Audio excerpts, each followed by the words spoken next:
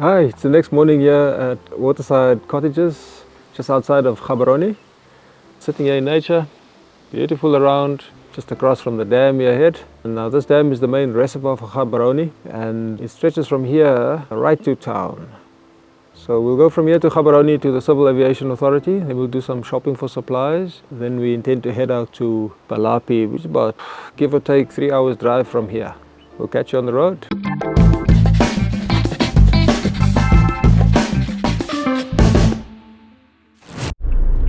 So we're heading to Palapye now after a morning of achieving nothing at all except improving our tolerance for frustration.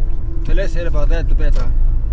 We're heading off now to Palapye, and we will get there when the sun is well set. We'll be further hungry and frustrated. We're kind of meandering through the outskirts of Gaborone now to the international road, or so we hope, and we are scheduled to arrive there at about 6 o'clock. So here we go, down the outskirts of Gaborone, sort of the outlying areas of Gaborone. Lots of cell phone towers around here. But well developed and very busy. So we are traveling now along the A1 to Palapye, and as you can see, the verges are nice and clean, so you can see any animals that might come across from quite some distance away. We've just stopped at a vet gate. It's not in operation anymore. In the old days, they had the vehicle getting dipped over there, the tires got dipped, and you had to get out and take all your shoes and put them on the mat where they had some sort of poison that killed any parasites that you might be harboring on your shoes or on the tires of your vehicle.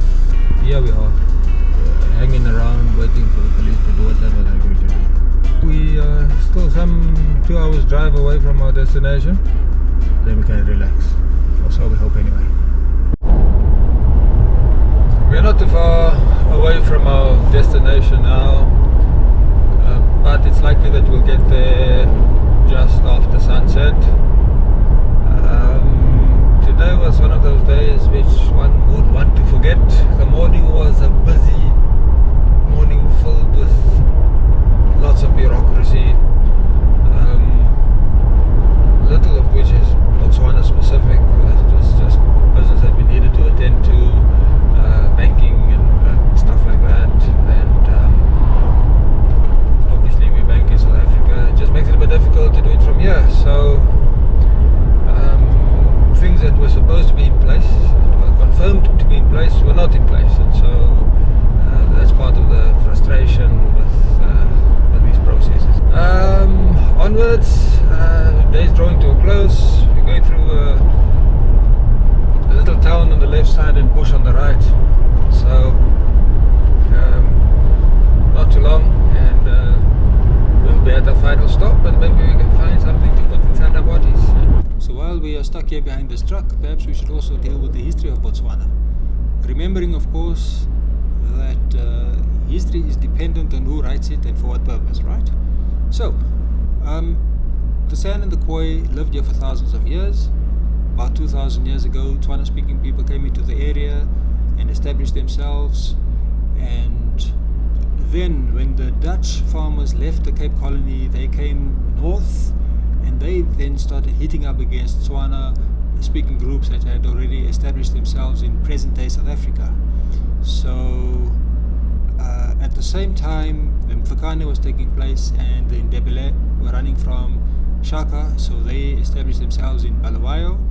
And then the two groups, the Dutch and the Ndebele, they placed pressure on the Tswana people, who then appealed to Britain, who granted them protection in 1885, forming the Bechuanaland Protectorate.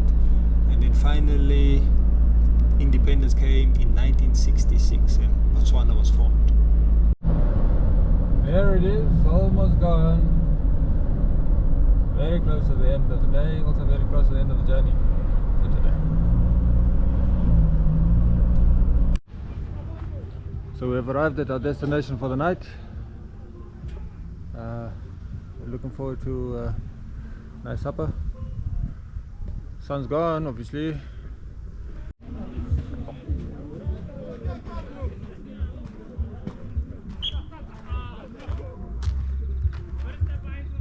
There's a soccer game happening over there.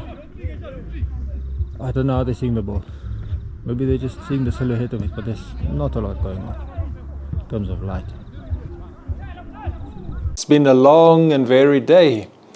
So this morning, well, all of this morning was spent entangled in some form of bureaucracy or the other. Our first port of call was to try and get fingerprints done at a police station, so that we could then go from there to the Civil Aviation Authority of Botswana to get a drone registered. So that was the process that was laid out. So got to the first police station. Sorry, we can't take fingerprints, our systems are down. So, well, manual fingerprints? No. Our systems have been down for the last 2 weeks, and so we don't know when it's going to come back. And the whole of Gaborone is under those circumstances. So like, wow, that sounds a bit weird, but in any event, then we went to the CAAB building in Gaborone. Turned out to be the wrong place. We then were sent to the airport because that's where they are now based. We went into the airport. The process is, you're going to have the fingerprints done. You fill in the application, you pay, say, 1,200 pula, approximately, and then they send it away, and it takes 2 to 4 weeks. Now, we had called prior to arriving, and that wasn't the scenario. So anyway, so now it's 2 to 4 weeks, so never mind the drone then. In addition to that, we were trying to make payments for some of the other bookings that we've made. And so you need one-time passwords, they get sent to your phone number, you know, for security and so forth. But the opening of roaming for Botswana was also requested before we left home, sometime before we left home, and confirmed to be all in order. So we left secure in the knowledge that everything is going to be fine. Alas, not so. So we spent a good maybe 2-3 hours trying to get that sorted out. We do have a local number now, which we've used to now call South African officers to try and get these things sorted, friends. Anyway, finally, the roaming is now open and we can do our banking with reasonable ease. But all this pain and suffering could have been avoided had we had the information before, and that things worked out as they should have done, you know, or as was confirmed initially. Tonight we find ourselves in accommodations rather unlike those that we left this morning. Well, maybe the less said the better. I think our camping accommodations will put us, you know, back in sort of good headspace. But this year, not so much. I think we'll leave it here. Thank you for your time. See you in a few days. Goodbye.